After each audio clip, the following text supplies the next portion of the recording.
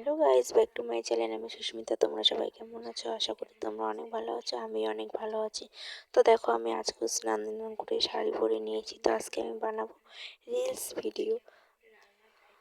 তো তোমাদের যদি ভিডিওটা ভালো লাগে অবশ্যই লাইক কমেন্ট শেয়ার করে দিও। তো চলো বেশি বক বক না করে আজকে এখন রিলস ভিডিওটা শুরু করা যাক। তুই রূপসাগরের রূপালি তোর ডিহিকি ডিহিকি চলা, কাজলা চোখে লাগিছে তোকে জল সাকির অনুমালা।